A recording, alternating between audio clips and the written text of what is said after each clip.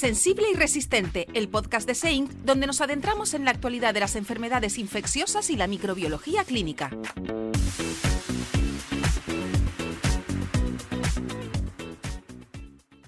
Hola a todos, bienvenidos a un nuevo episodio de Sensible y Resistente. Somos Diego García y Galadriel Pellejero y estamos encantados de acompañaros un mes más. Antes que nada, una recomendación. Quedaros con nosotros hasta el final del programa. Hoy venimos cargados de noticias y avances científicos que están transformando nuestra comprensión de las enfermedades infecciosas y la microbiología clínica.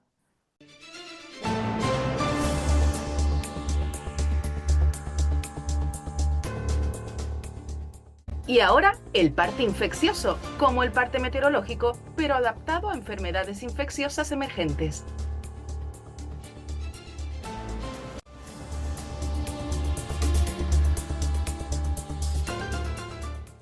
Comenzamos con las noticias de este mes. Nos vamos a Salamanca, donde el equipo de la doctora García Martín ha detectado el hongo Histoplasma capsulatum en 2 túneles de la popular ruta turística Camino del Hierro. Del total de 101 muestras analizadas, el 42% resultó positivo mediante técnicas de PCR. Este patógeno, causante de la histoplasmosis, parece haber encontrado un lugar en el guano de los murciélagos que habitan la zona, lo que amplía la distribución geográfica conocida de este patógeno en Europa. Entre el 1 de marzo y el 21 de abril de 2025, Arabia Saudita ha confirmado 9 casos de MERS-CoV, síndrome respiratorio de Oriente Medio, incluyendo 2 fallecimientos. Se identificó un clúster de 7 casos en Riad, donde 6 trabajadores sanitarios fueron infectados por un único paciente. La mayoría de los infectados presentaron síntomas leves o fueron asintomáticos. Solo uno de los casos tuvo contacto indirecto con camellos. Desde 2012, el país ha registrado 2.627 casos con 946 muertes, lo que representa el 84% del total mundial. La transmisión sigue siendo principalmente asociada a entornos sanitarios, con propagación comunitaria limitada, y el riesgo global se mantiene moderado. Y acabamos con una alerta de la Agencia Europea del Medicamento sobre eventos adversos contra la vacuna viva atenuada contra la fiebre chikungunya. A fecha del 7 de mayo de 2025, la EMA ha reportado 17 eventos adversos graves a nivel mundial en personas de entre 62 y 89 años, registrándose 2 fallecimientos en la isla de la Reunión. El Comité de Seguridad de la EMA ha recomendado temporalmente no vacunar a personas mayores de 65 años debido a los mayores riesgos observados, particularmente en aquellos con condiciones preexistentes. La vacunación para adultos más jóvenes continúa bajo supervisión médica. Continuamos informando.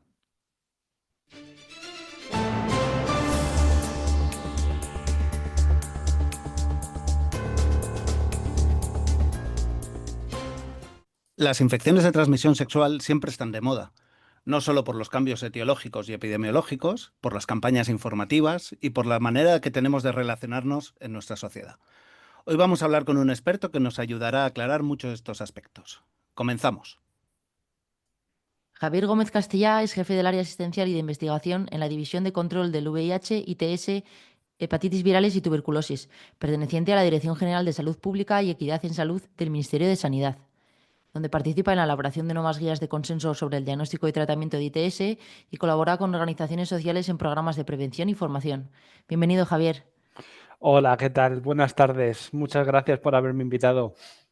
Hola Javier, mira, siempre empezamos un poco intentando entender qué haces tú en un lugar como este, me refiero, ¿cómo has llegado a este punto? ¿Cómo llega un técnico al ministerio? Primero se forma, primero aprueba posición y luego se especializa.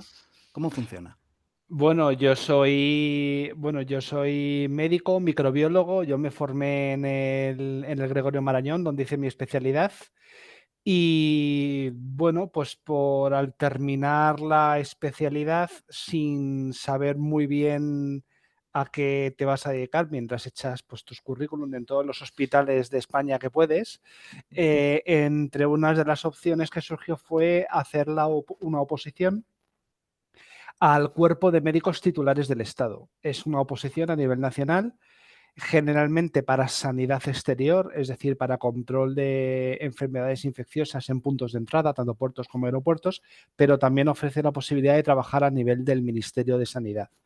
Y yo al final, bueno, pues terminé la especialidad y mientras buscaba trabajo me presenté a la oposición, fui aprobando cada uno de los 4 exámenes y pues acabé en el Ministerio de Sanidad. Estuve un tiempo de adjunto en el Marañón hasta que ya me nombraron funcionario en prácticas y entré en el Ministerio de Sanidad.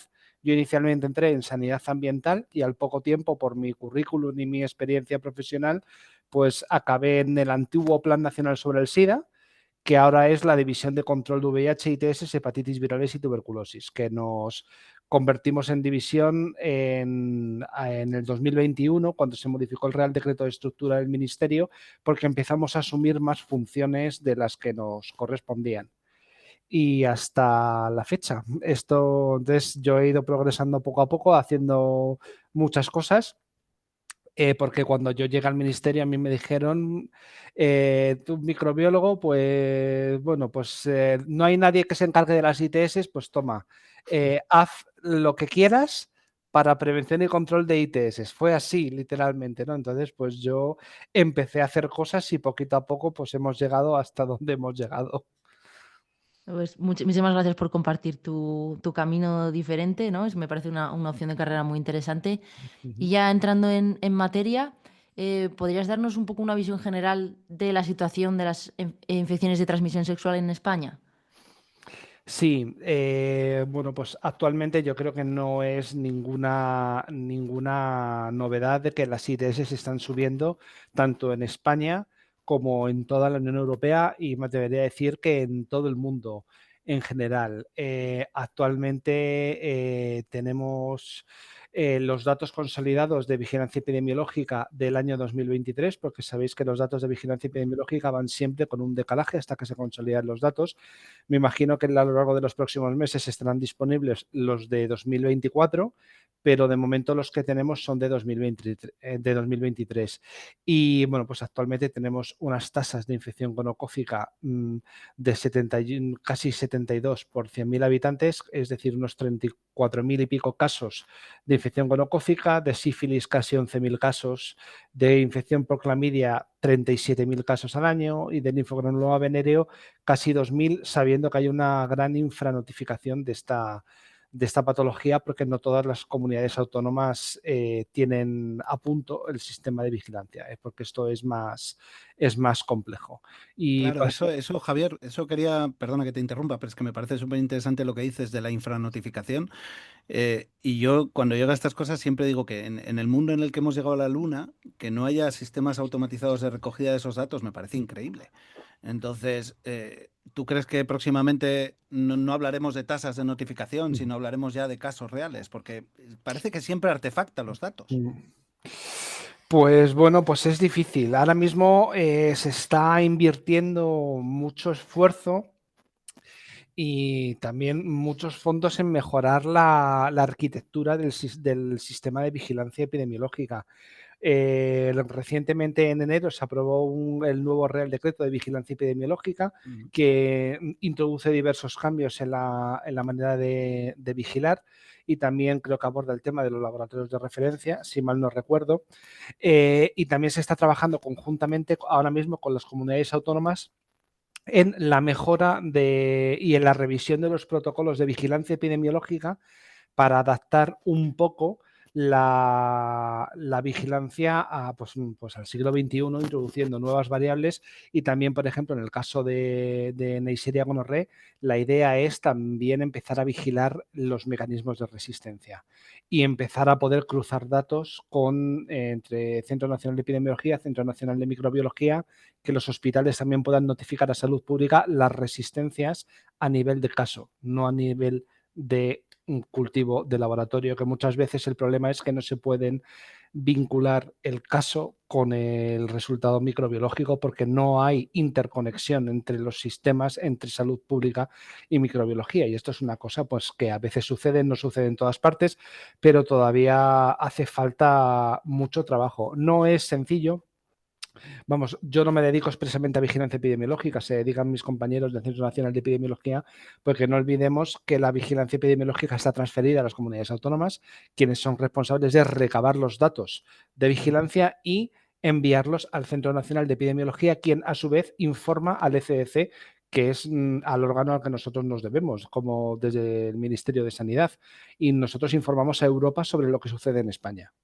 Y lo que sucede en España nos tienen que informar las comunidades autónomas. Y ahí, pues, Bueno, lo vimos en la pandemia del COVID, donde la importancia de la vigilancia en salud pública y de la notificación de los casos y donde había una evidente falta de inversión en todo lo que tenía que ver con salud pública prácticamente en todo el territorio. Yo creo que no es algo nuevo. Ahora se está arreglando, se está mejorando, se está invirtiendo en incrementar la interoperabilidad de sistemas entre comunidades autónomas y a nivel central, pero no es sencillo.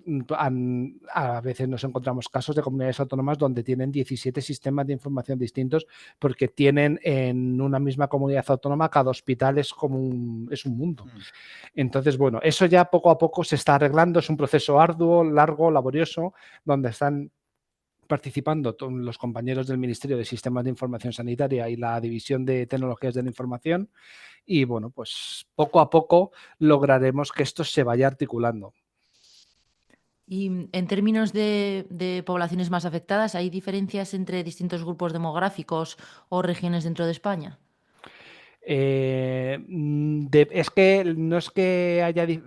No podemos decir que haya diferencias porque depende del número de casos que notifican. Si una comunidad notifica muchos más casos, la proporción de casos va a ser mucho mayor en una comunidad autónoma que en otra. Entonces, no podemos ver diferencias entre comunidades autónomas. Sí que podemos ver, por ejemplo, diferencias entre, pues bueno, pues entre diferencias según la edad de las personas o según si se trata de hombres y mujeres. Por ejemplo, sí que seguimos observando una proporción desmedida de infección por clamidia actualmente en mujeres jóvenes, aunque lo cierto es que antes se va igualando. Actualmente, por ejemplo, tenemos un 47% de infecciones por Clamidia trachomatis en mujeres y un 53% en hombres. Antes era mayor en mujeres, ahora se va igualando, pero por ejemplo en infección gonocócica tenemos que el 80% de las infecciones se producen en varones, el 88% de las infecciones de sífilis se notifican en varones, no en mujeres. Entonces, sí, y del linfogonoloma venéreo prácticamente la totalidad, es decir, un 98% se notifican en varones. Entonces, hay diferencias respecto al sexo y respecto a los grupos de edad. Aunque cada vez se va igualando más, pero lo que sí que es cierto es que la tendencia ascendente de las ITS se observa tanto en España como en el resto de los países de nuestro entorno. Es decir, cuando acudimos al ECDC, a las reuniones que tenemos, porque yo también soy miembro Operational Contact Point del ECDC para ITS, y vamos a las reuniones de vigilancia epidemiológica a nivel europeo, pues estamos todos los países igual, con todos con tendencia ascendente a ITS y un poco intentando ver de qué forma podemos arreglar esto. Gracias, Javi. Mira, y las nuevas ITS, o lo que se llama ahora, que son infecciones de transmisión sexual, que antes eran de otro tipo y ahora están adquiriendo esta vía de transmisión, ¿cómo también llevan el mismo procedimiento de vigilancia? ¿Cómo lo ves tú? Sí, también llevan el mismo procedimiento de vigilancia. Actualmente con el monkeypox o la viruela M se está trabajando ahora para incluirla como enfermedad de declaración obligatoria e incorporarla a los sistemas de vigilancia. De hecho, se está trabajando en los protocolos de vigilancia para añadirla al sistema de vigilancia normal. Respecto a otras, como puede ser la hepatitis A, sigelosis, hepatitis A, por ejemplo, suelen llevarlo los compañeros de alimentarias, aunque nosotros también estamos trabajando en colaboración con ellos, sobre todo porque hay una variable de las que se abordan o de las que hay que cumplimentar en los protocolos de vigilancia epidemiológica, que es la vía de transmisión. La vía de transmisión no siempre se cumplimenta bien por parte de las comunidades autónomas o de los clínicos que recogen el caso y que notifican a sus departamentos de medicina preventiva, y es muy importante. Entonces hay veces que perdemos información por el camino y a nosotros nos llega una información parcial, pero trabajamos conjuntamente con alimentarias para incorporar o para intentar mejorar la calidad de los datos de la vía de transmisión, si es por agua o alimentos, la vía clásica de hepatitis A, o si es por transmisión fecal oral en contexto sexual. Y lo mismo sucede con la sigelosis. La sigelosis típicamente ha sido una enfermedad que se vigila desde alimentarias y ahora sí que es cierto que estamos viendo y estamos trabajando con ellos porque la revisión de los protocolos de vigilancia estamos incorporando dentro de las categorías de transmisión la categoría de transmisión sexual para poder recoger esta información que muchas veces se nos pierde. Es difícil porque recoger los datos es complejo a nivel del sistema sanitario, porque también porque no hay, es decir, faltan recursos, falta inversión, es decir, es muy complicado poder invertir en salud pública en los hospitales o la notificación es compleja a nivel nacional. Y además de estas tres que has nombrado, ¿hay alguna otra infección emergente que debería preocuparnos o que esté bajo vigilancia especial? No, de momento no. Actualmente son con las que estamos trabajando. Estamos trabajando ahora mismo pues, con las ITS clásicas o con las que son enfermedades de declaración obligatoria, como sífilis, clamidia, gonococia. También estamos ahora en la viruela M, sigilosis, hepatitis A. Sí que es cierto que hay otras ITS de las cuales no disponemos datos porque no están dentro de las enfermedades de declaración obligatoria, como puede ser, por ejemplo, el herpes simple, el herpes genital. No tenemos datos de lo que sucede a nivel nacional. Hay comunidades autónomas que sí que lo recogen, otras no, pero no está articulado a nivel central. Tampoco tenemos datos, por ejemplo, de tricomoniasis. No sabemos cuántas tricomonas tenemos porque no es una enfermedad sujeta a vigilancia epidemiológica. Entonces, esto progresivamente y según la capacidad del sistema, pues y también del interés en salud pública se irán añadiendo nuevas enfermedades o no. Pero vamos, somos conscientes de que hay muchas más infecciones que no estamos recogiendo y de las cuales tenemos un desconocimiento de cuál es la situación actual. Y dentro, Javi, dentro de la situación que más o menos conocemos, que era la infección por VIH y que Ujú, se han tomado una serie de medidas, como puede ser la PrEP y la Doxipep. ujú, Está claro que ya llevamos con cierto tiempo de implantación. Es verdad que hay otros países que llevan una serie de tiempo superior realizándolo. Pero nos gustaría saber en qué situación se encuentra. El año pasado ya pudimos comentar un poquito los estudios clásicos de la PrEP y sobre todo también te quería preguntar, claro, son temas espinosos como puede ser la ujú. Doxipep, incluso la PrEP dual, que ha salido un estudio últimamente relacionado con esto. Pues en relación, bueno, como sabéis, la PrEP que se autorizó en España en noviembre de 2019 y a partir de ahí luego la implementación fue un poco más complicada, pandemia mediante. No se empezó a implementar completamente en todas las comunidades autónomas, creo que hasta el 2022. No fue cuando empezó esto a funcionar completamente.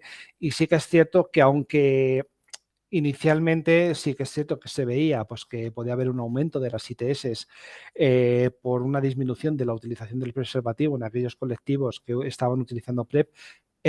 También es cierto que el colectivo al que va dirigido la PrEP, fundamentalmente hombres gays, bisexuales y otros hombres que tienen sexo con hombres, tradicionalmente es un colectivo que no utiliza el preservativo y donde la prevalencia de ITS es muy elevada.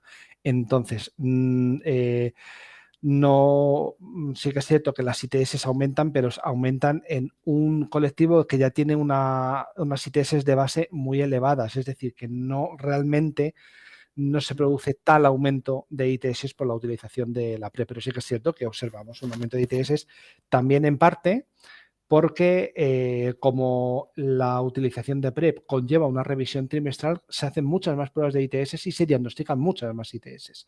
Es decir, que este aumento de las ITS también está artefactado porque realizamos una búsqueda diagnóstica mucho más profunda y mucho más intensa en este colectivo de usuarios. Y en relación a la Doxipep, pues es un tema, como bien dices, bastante espinoso. Aquí en España lo que existe es un documento de posicionamiento por parte de SEINC, en Ujú. el que, bueno, en el que yo participé, y que recoge un poco las que serían las indicaciones de en qué colectivos o en qué situaciones se podría considerar el uso de la Doxipep. Hay que tener en cuenta que la utilización de la doxiciclina como profilaxis posexposición o preexposición está fuera de ficha técnica de la doxiciclina. Entonces, nosotros desde el Ministerio de Sanidad no podemos recomendar una medida que está fuera de ficha técnica. El problema es que el cambio de indicación lo tiene que solicitar el propio fabricante. La doxiciclina es un medicamento de uso bastante extendido y entonces es un problema que también hablando no solamente con los compañeros de la Agencia Española del Medicamento, sino con los de la Agencia Europea del Medicamento, tiene difícil solución, porque hoy por hoy no hay nadie que esté por la labor de introducir esta nueva indicación. Porque la EMA, luego la Agencia Europea del Medicamento, lo que nos dice es que todavía hace falta más evidencia en ensayos clínicos, etcétera, Claro. sobre la eficacia de la doxipep y sobre todo de que no tenga un impacto futuro en las resistencias antimicrobianas. Claro, Y eso te iba a que, preguntar, Javier, porque el mundo, sabiendo que eres microbiólogo, además, entendía claro, que seguro que tenías un prurito ahí que te hacía claro, pensar también en las resistencias. sí que es cierto que hay, si mal no recuerdo, creo que los franceses habían sacado ahora un estudio reciente que sí que demostraba como que parece ser que la eficacia está cada vez más o menos clara, sobre todo para clamidia y para sífilis, para gonorrea no. Pero la evaluación sobre el impacto que puede tener a largo plazo, no a corto plazo, sino a largo plazo sobre la resistencia, el incremento de resistencias antimicrobianas es complejo. Sobre todo porque sé que en los estudios clásicos que se hicieron de esto, sí que se vio, me parece que en aureus y en otros microorganismos, pero falta ver el papel que puede tener la doxipep en las neiserias comensales, en las bacterias intestinales, etcétera. Las tetraciclinas, la doxiciclina tiene mucho potencial para poder generar resistencia cruzada a numerosos antibióticos, entre ellas las cefalosporinas de amplio espectro, como puede ser la ceftriaxona. Entonces, claro, esto a nosotros nos inquieta. A mí como microbiólogo me inquieta mucho, sobre todo porque la doxipep no es una buena medida. Es decir, existen otras alternativas más baratas que protegen mejor. El problema es que no se utilizan, como puede ser el preservativo u otras, que volvemos siempre a lo mismo, pero desde el punto de vista epidemiológico y coste-beneficio es mucho más barato. Lo que pasa que es más práctico tomarse una pastilla, pero ahí ya entran muchas Sí, eso circunstancias es un en las debate. cuales es un debate en el cual, pues bueno, pues cada uno pues, puede tener su opinión y yo no voy a entrar. Nosotros respetamos y tal, Claro. pero sabemos que esto se está usando, que no se está usando bien, porque se está obteniendo hemos observado un aumento en las prescripciones de doxiciclina Vale. en el año 2024 con respecto a los años previos. Aunque no tenemos todavía para qué se están prescribiendo eso, sí que estamos notando un incremento importante, no en los datos globales, pero si empiezas a desgranar lo que se prescribe en atención primaria y en otros foros, estos son datos de la Agencia Española del Medicamento, sí observamos que hay un aumento de las prescripciones, sobre todo en receta médica privada. Entonces, pues bueno, no sabemos muy bien si esto es que se está prescribiendo más para doxipep, si se está prescribiendo para otras cosas, no lo sabemos, pero lo cierto es que hay un aumento que no sabemos a qué atribuirlo. Y bueno, nosotros estamos expectantes y deseando que haya más estudios que den evidencia de que esto es seguro a largo plazo y que no genera problemas de resistencias antimicrobianas, porque no tenemos muchas más alternativas terapéuticas para el tratamiento del gonococo multiresistente. Muchas gracias. Y nos gustaría ahora que nos hablases un poco del nuevo documento de consenso que se ha realizado con la participación de GITS. Un poco que nos digas cuáles son las novedades más importantes que introduce. Bueno, pues este documento de consenso, que es fruto de un convenio de colaboración que se hizo entre el Ministerio de Sanidad y SEIN, que es el grupo de estudio de ITS, pues las principales novedades que incorpora, yo diría que la primera de ellas es, por primera vez, la participación de la comunidad, es decir, la introducción de la perspectiva comunitaria y de las entidades del tercer sector como un elemento más en en la respuesta a las ITS. Esto es algo que no se había hecho antes en ningún documento de consenso. Y nosotros, por la experiencia que tenemos en el Ministerio de trabajar con las entidades del tercer sector, las entidades hacen prevención de ITS y en algunos colectivos más vulnerables o que tienen barreras de acceso al sistema sanitario por diversos motivos, también realizan labor de diagnóstico de ITS y de acompañamiento al sistema sanitario y de acceso a tratamiento.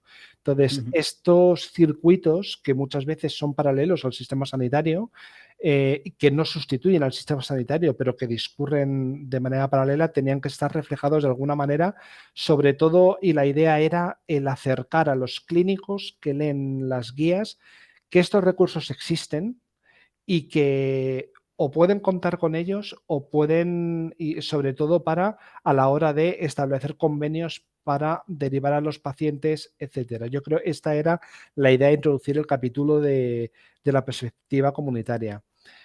Otras novedades importantes, bueno, pues está muy bien descrita en la parte del análisis sexual, se ha invertido mucho tiempo en hacer un capítulo concreto de cómo hacer una buena análisis de historia sexual. También otra novedad importante es que, al igual que aparecen distintas guías, tanto europeas como otras guías, tanto americanas como australianas, se actualiza por fin el tratamiento de la infección por gonococo. Se abandona la terapia dual con ceftriaxona, citromicina, allá solamente la terapia con ceftriaxona, que creo que es un cambio importante dentro de las guías. También se han actualizado todas las recomendaciones vacunales con la nueva evidencia que ha habido por parte del Ministerio. Se habla por primera vez de las autotomas con la coletilla de cuando estén autorizadas, porque en aquel momento, cuando se estaban elaborando las guías, no estaban autorizadas. Ahora sí lo están, eso podemos hablar más adelante, pero bueno, se empieza ya a hablar de autotoma, de point of care, de sangre seca, de remote testing, etcétera, ¿no? Yo creo que ya son unas guías que hablan de nuevas formas de diagnóstico y de tratamiento, y luego también es importante que en vez de enfocarse a las infecciones por microorganismo, como había sido en las guías de 2017, se hace un abordaje más sindrómico. También se introduce, pues, el consenso que hay sobre el cribado del cáncer anal y se incorpora también de manera transversal la perspectiva de pediatría en todos los capítulos, porque también estamos observando aumento de ITS en adolescentes y era una visión que queríamos incorporar. Entonces, en cada capítulo hay un apartado específico que ha sido elaborado por distintos compañeros de las sociedades de pediatría. Y también incorporamos un capítulo de agresiones sexuales que antes no estaba en las guías previas, y creemos que es un capítulo importante que se ha realizado en colaboración con los compañeros del Oxford, de la Sociedad Europea de Microbiología Forense, para saber cómo actuar en caso de agresiones sexuales, qué pruebas hay que pedir, cómo es la cadena de custodia y todo el procedimiento legal que va acompañado. Creemos que estas son las principales novedades que tienen las guías. Es un documento que ha llevado mucho trabajo realizar, muchas noches de discusión entre los coordinadores que hemos sido, Mar Vera, César Sotomayor y yo mismo, y mucho trabajo con todos los autores de las guías, y yo creo que ha salido un documento muy completo. Enhorabuena por el documento. Sí, yo he visto el libro realmente, porque es un libro, y es un libro súper útil de consulta, y es verdad que hay una serie de capítulos que eran súper necesarios. Básicamente porque lo que has comentado también, hay un porcentaje de la población que está al margen del sistema sanitario, y es un porcentaje muy importante, y más cuando estamos hablando de la transmisión de esta clase de infecciones. Entonces, la pregunta es, ¿todavía existe estigma con las infecciones de transmisión sexual y cómo afectan a todo este batiburrillo? Pues sí, todavía existe mucho estigma asociado a las infecciones de transmisión sexual.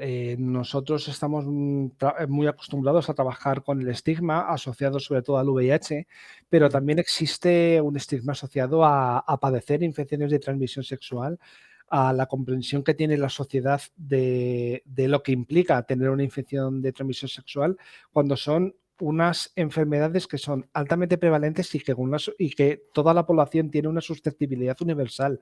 Es decir, que todos en un momento dado podemos sufrir una ITS y además muchas veces no saberlo porque la mayoría son asintomáticas.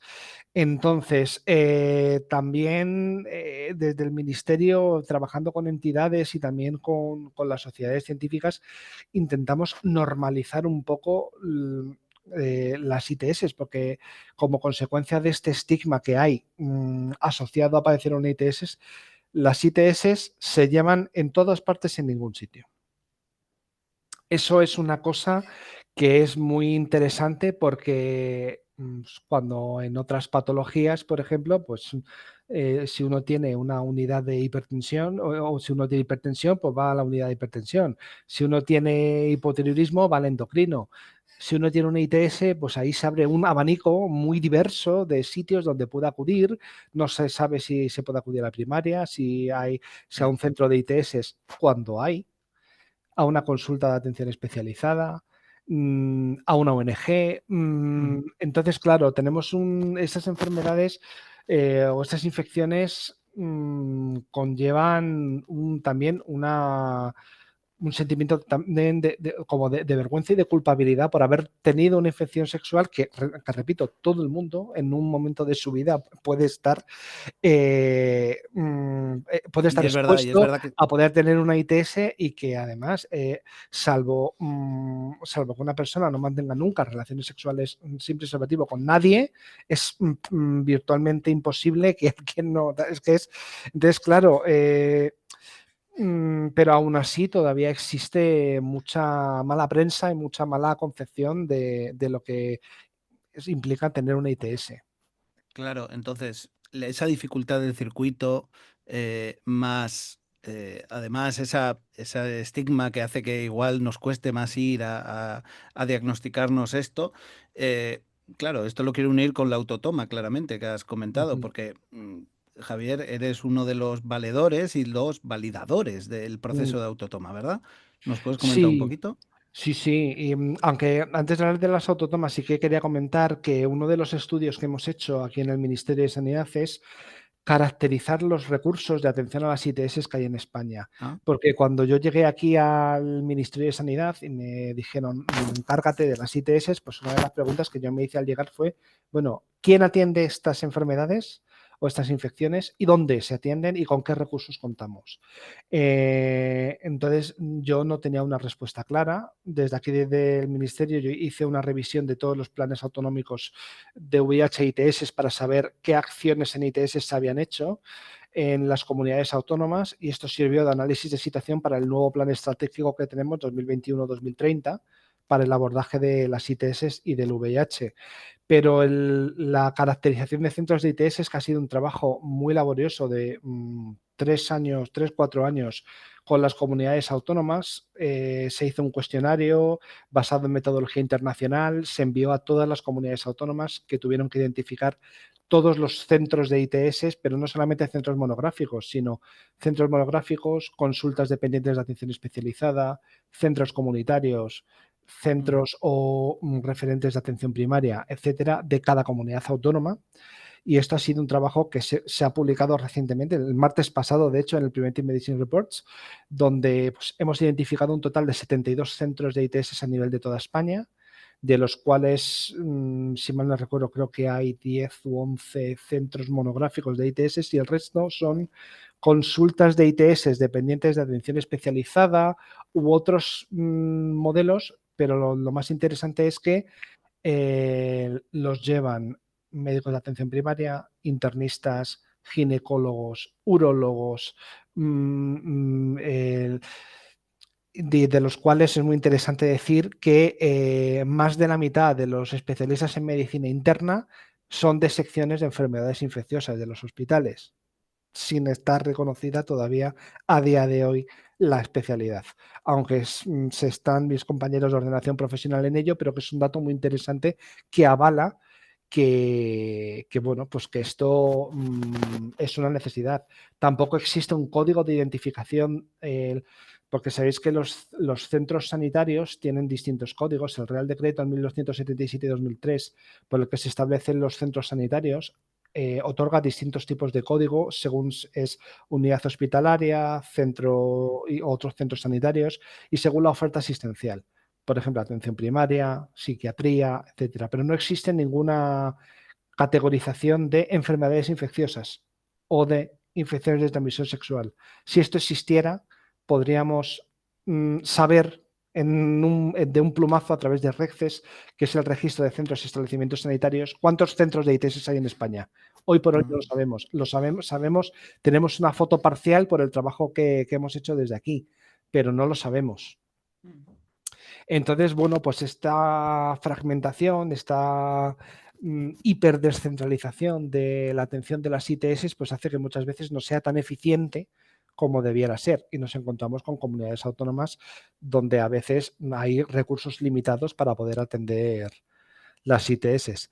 Y por eso otra de las cosas que desde aquí nos pareció interesante, o al ser yo microbiólogo y un poco más en contacto con lo que se hace en el laboratorio y con la norma de productos sanitarios para el diagnóstico in vitro y demás, era porque aquí no se están haciendo todavía autotomas de muestras para el diagnóstico de ITS. Tenemos el ejemplo de Reino Unido, que yo creo que fueron de los pioneros en implementar la autotoma de muestra para ITS, y entonces nos encontramos con todo un abismo regulatorio en España que ha habido que ir sorteando poco a poco. Que ha sido muy complejo porque hay mucha normativa, aunque sabemos que se hacía de manera oficiosa. En la autotoma de muestras en muchos centros sanitarios siempre era en contexto de programas de investigación, pero claro, con kits que no cumplían el reglamento de productos sanitarios. Entonces, claro, esto te genera muchos problemas a nivel normativo, porque cuando se utilizan kits que no están validados o que no están autorizados por el reglamento, el responsable último del resultado de esos kits es el paciente.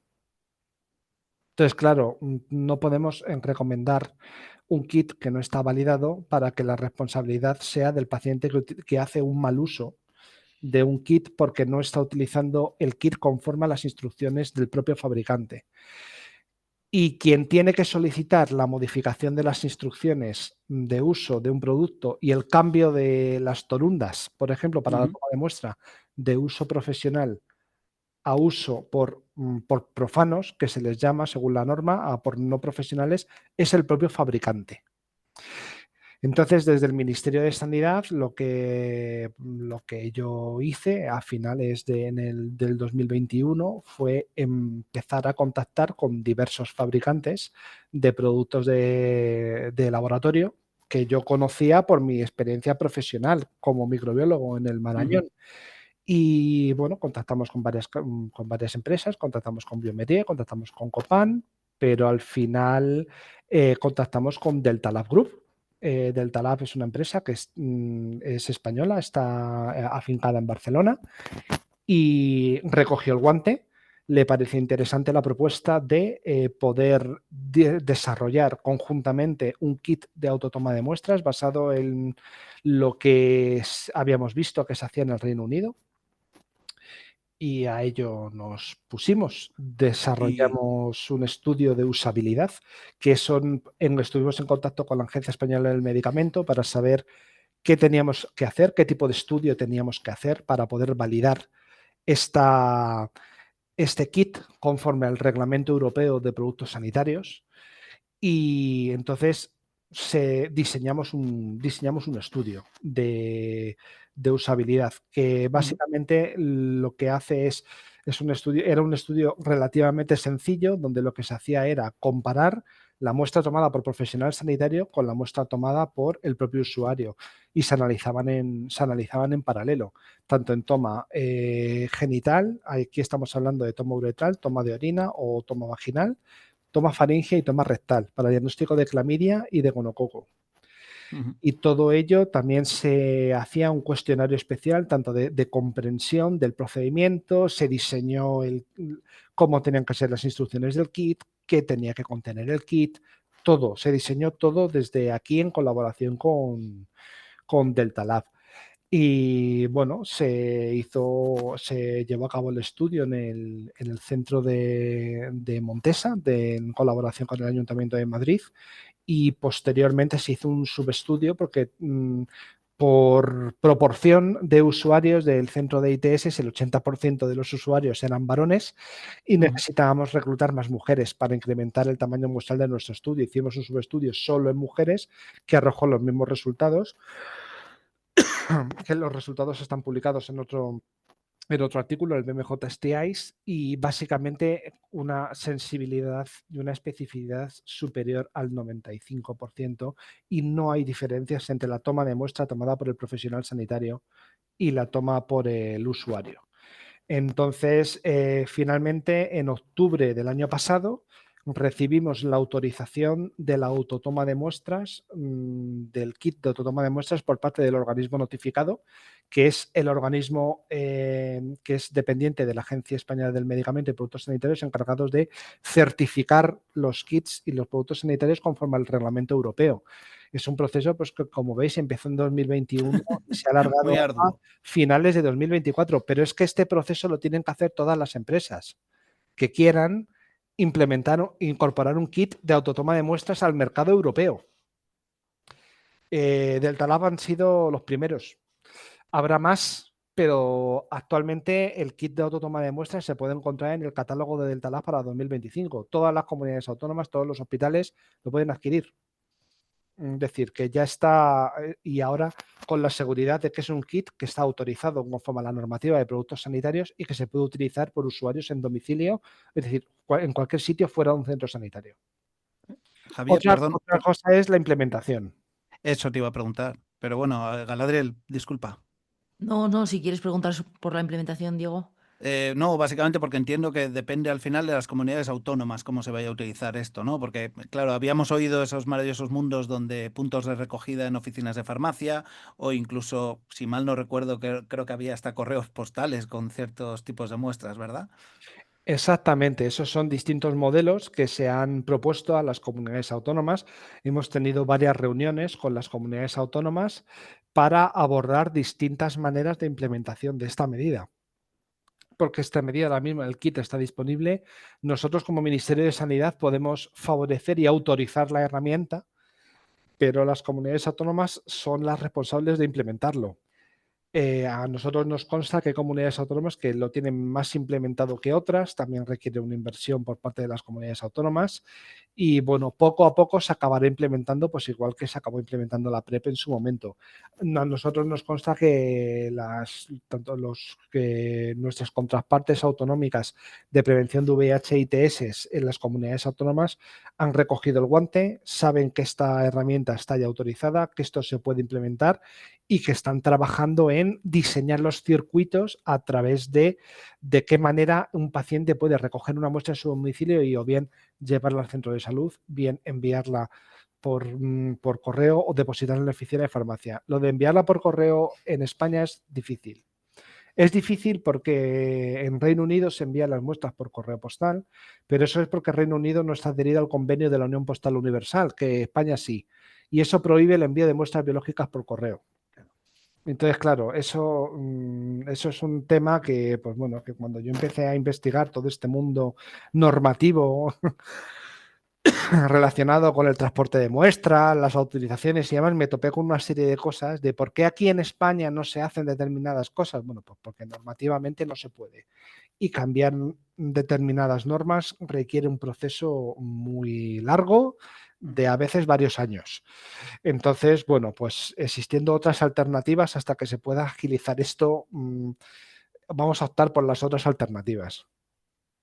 Y ya, Javier, para ir acabando, dentro de los programas que está desarrollando el Ministerio, me gustaría que nos hablases sobre un poco el papel de la educación sexual, ¿no? Y de las estrategias educativas que si se está poniendo alguna en marcha y... Sí, actualmente a la división de VIH, en el último Real Decreto de Estructura del Ministerio de Sanidad, hay una de las funciones que están atribuidas a la Dirección General de Salud Pública, que desde la Secretaría de Estado de Sanidad nos han encomendado a nosotros y al Observatorio de Salud de las Mujeres, que es la elaboración de la Estrategia de Salud Sexual y Reproductiva. Nosotros, desde la división de VIH, nos encargamos más de la parte de salud sexual, desde el Observatorio de Salud de las Mujeres, de la parte de salud reproductiva.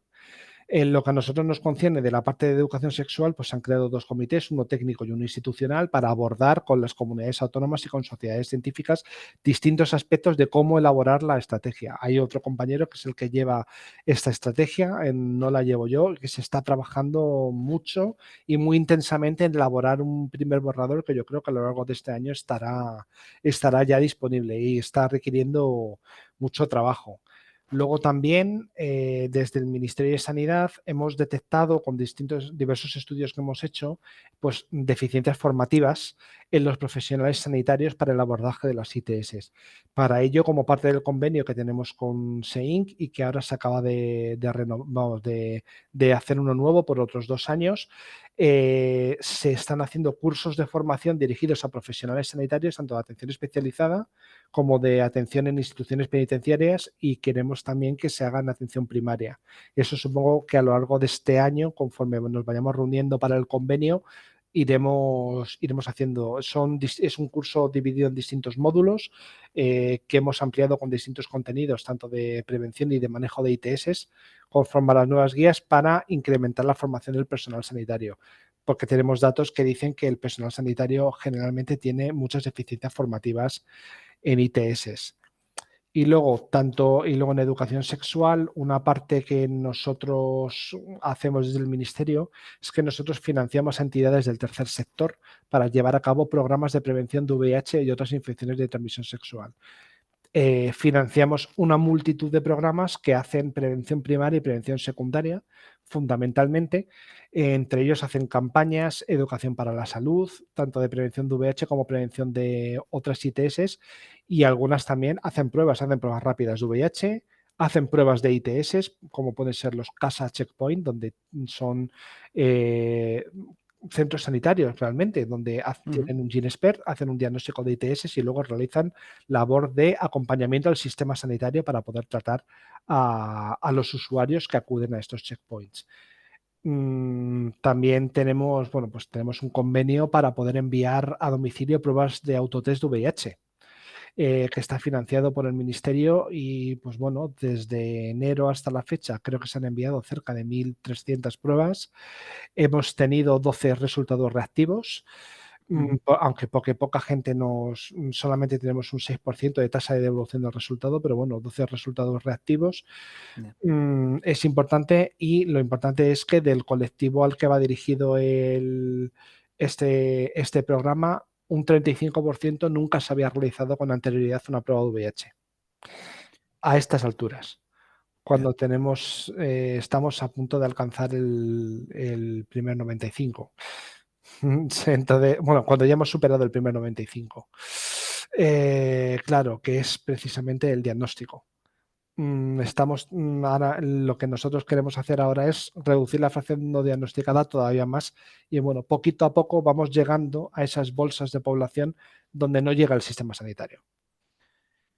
Javi, perdona porque, claro, este último tema siempre choca con una percepción que seguro que tú la habrás escuchado también otras veces de ya no hay campañas informativas, ya no hay. Y entonces yo cuando me preguntan estas cosas tengo la duda de que si las campañas están focalizadas ya en los grupos de riesgo y entonces yo por eso no me acabo enterando, o si es verdad que hay menos campañas informativas. A ver, entiendo que tu visión, claro, es la del ministerio y tendrás esa percepción de que no es cierta, pero te quería preguntar. Campañas informativas hay. ¿Que sean suficientes? Pues no lo sé si son suficientes. Probablemente no.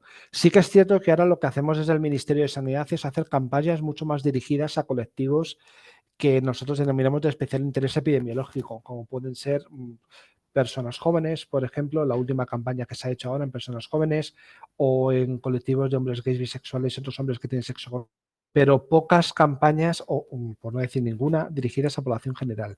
Y no solamente de prevención de VIH, sino de prevención de otras ITS. Y no se utilizan los medios clásicos de emisión de campañas.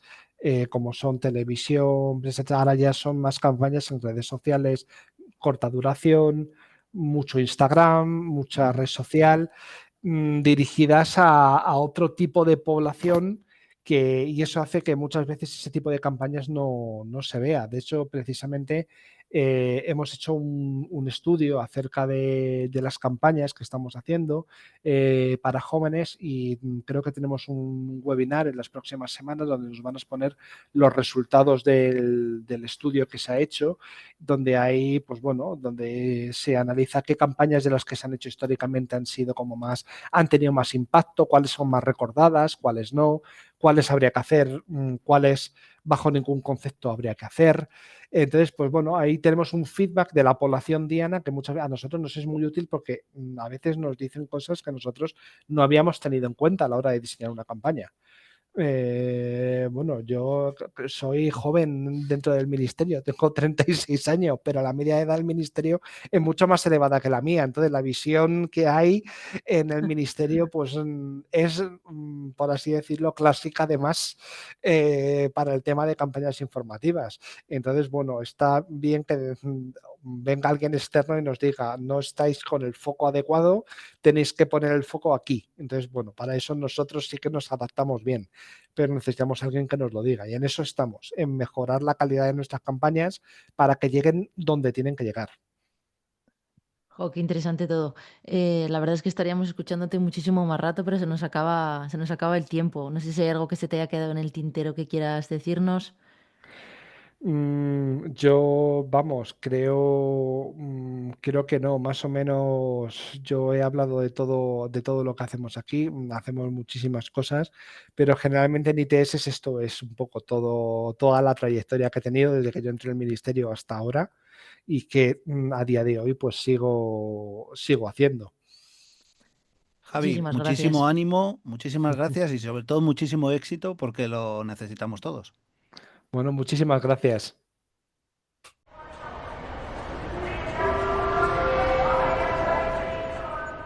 Cambio de guardia.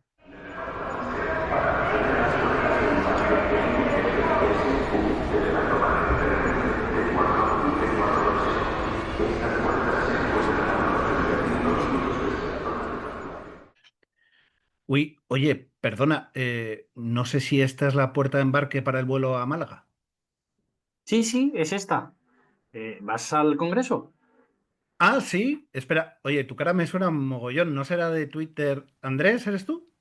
Sí, a mí me suena tu voz. Eres de sensible y resistente, ¿verdad?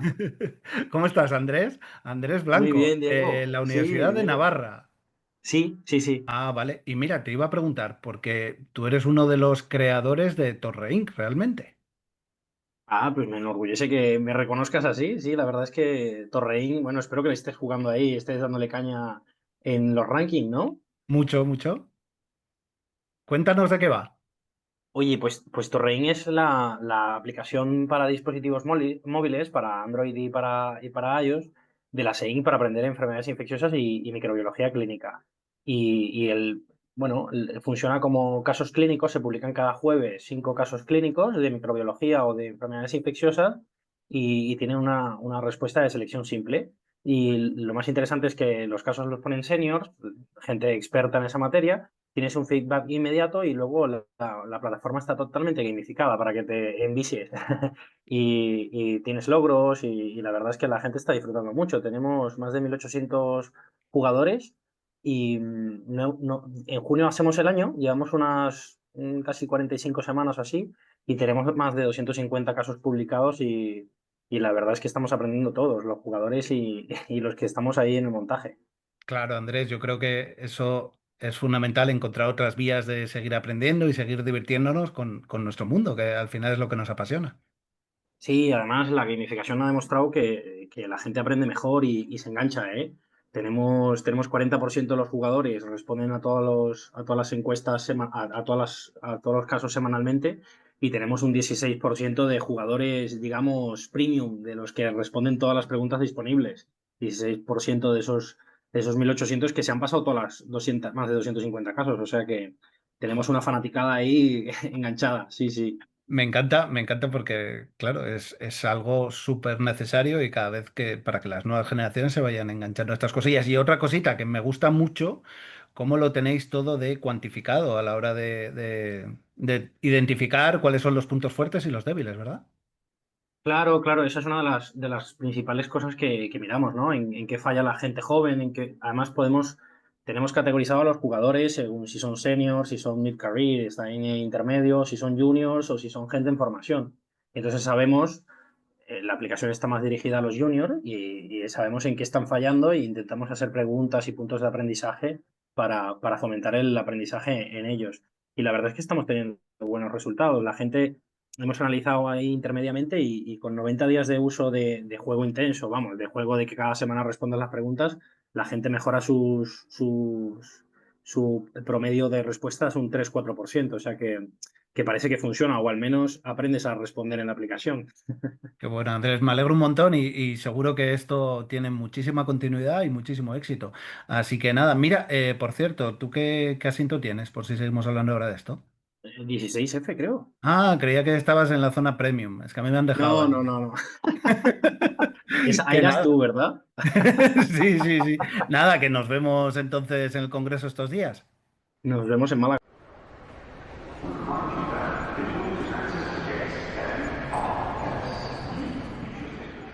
Pues gracias por escuchar otro capítulo más de Sensible y Resistente. Espero que nos escuchemos el próximo mes. Un beso.